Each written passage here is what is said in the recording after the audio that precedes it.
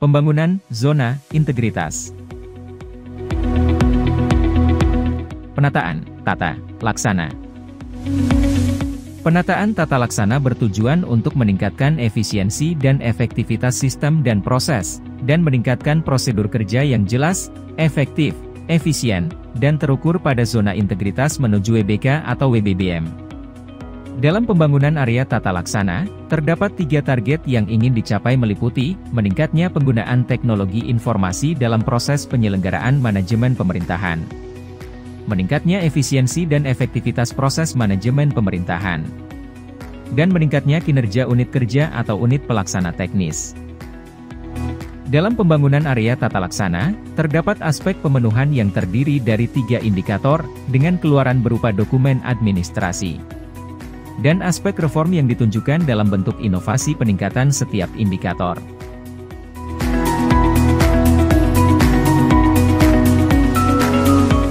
Indikator yang pertama adalah prosedur standar operasional atau SOP kegiatan utama. SOP pada setiap kegiatan utama merupakan aspek pemenuhan yang diharapkan sudah tersedia sebagai pedoman pelaksanaan setiap kegiatan pada unit kerja. Pada tahap persiapan, unit kerja perlu memetakan proses bisnis beserta SOP pada tingkat unit kerja. Jika SOP sudah tersedia, maka langkah selanjutnya memastikan bahwa SOP telah diaplikasikan dan diimplementasikan melalui pemantauan langsung dan review berkala. Sebagai upaya peningkatan layanan dan kinerja unit kerja, SOP perlu dievaluasi secara berkelanjutan dan jika diperlukan SOP dapat direview kembali dengan tujuan membuat proses bisnis lebih cepat, lebih murah dan lebih berkualitas.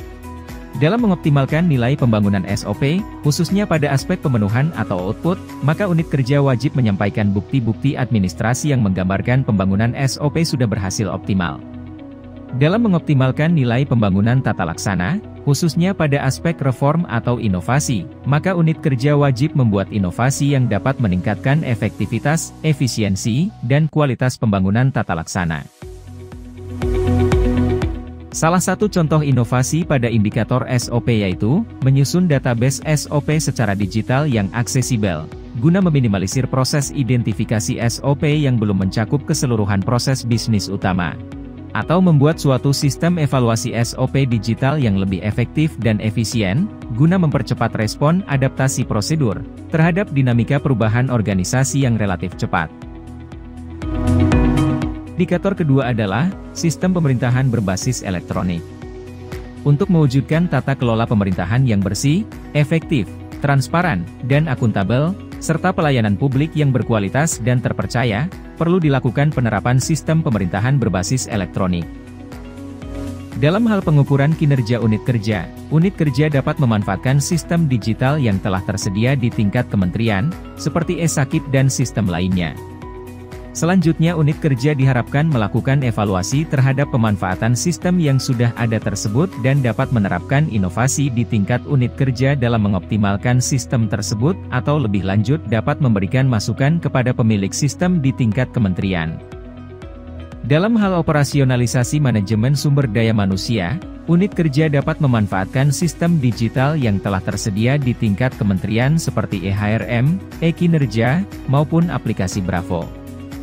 Selanjutnya unit kerja diharapkan melakukan evaluasi terhadap sistem yang sudah ada tersebut. Kondisi ideal yang diharapkan, jika unit kerja telah menggunakan sistem manajemen SDM berbasis teknologi informasi tingkat kementerian. Selanjutnya, dalam hal pelayanan publik berbasis elektronik, memiliki prinsip, berbasis digital, aksesibel atau kemudahan akses, dan user-friendly atau kemudahan penggunaan, dengan tujuan, membuat proses pelayanan yang lebih cepat, lebih murah dan lebih berkualitas. Dalam menjalankan pelayanan publik berbasis digital, unit kerja dapat memanfaatkan sistem pelayanan yang tersedia pada tingkat kementerian, maupun sistem pelayanan mandiri pada unit kerja yang relevan dengan tugas pelayanan publik unit kerja. Dalam mengoptimalkan nilai pembangunan SPBE, khususnya pada aspek pemenuhan atau output, maka unit kerja wajib menyampaikan bukti-bukti administrasi yang menggambarkan pembangunan SPBE sudah berhasil optimal. Salah satu contoh inovasi pada SPBE yaitu, mengoptimalkan sistem e-monitoring dengan membuat suatu sistem digital, berupa notifikasi pengendalian progres berbasis EMON, yang terkoneksi dengan gadget pimpinan, sehingga terdapat warning sistem otomatis terkait pengendalian progres pada EMON. atau menyediakan sistem penyimpanan data realisasi anggaran secara real-time, sehingga capaian progres di lapang dapat terpantau tanpa menunggu kelengkapan dokumen terpenuhi dalam sistem e-monitoring.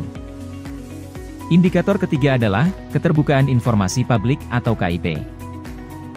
Standar penyelenggaraan layanan informasi publik diatur dalam Permen PUPR Nomor 15 Tahun 2020. Pada indikator ini unit kerja diharapkan terlebih dahulu menetapkan pelaksana pejabat pengelola informasi publik atau PPID. Selanjutnya unit menyelenggarakan layanan informasi sesuai dengan SOP yang diatur dalam Peraturan Menteri dan merespons seluruh permintaan informasi yang diterima. Dalam mengoptimalkan kualitas KIP, perlu dilakukan monitoring dan evaluasi pelaksanaan kebijakan keterbukaan informasi publik, yang tertuang dalam laporan kegiatan layanan informasi setiap triwulan dan tahunan, yang telah disampaikan ke PPID utama melalui Sekretariat PPID. Dalam mengoptimalkan nilai pembangunan KIP, khususnya pada aspek pemenuhan atau output, maka unit kerja wajib menyampaikan bukti-bukti administrasi yang menggambarkan pembangunan KIP sudah berhasil optimal. Contoh penerapan inovasi pada KIP yaitu, menyediakan layanan permohonan data SDA secara online, yang dilengkapi layanan helpdesk yang selalu siap sedia, guna meningkatkan layanan proses permohonan data yang masih dikelola secara konvensional dan kurang efisien. Mari bersama membangun negeri, dengan percepatan reformasi birokrasi melalui pembangunan zona integritas, menuju pemerintahan yang bersih dan akuntabel, serta pelayanan publik yang prima. Terima kasih.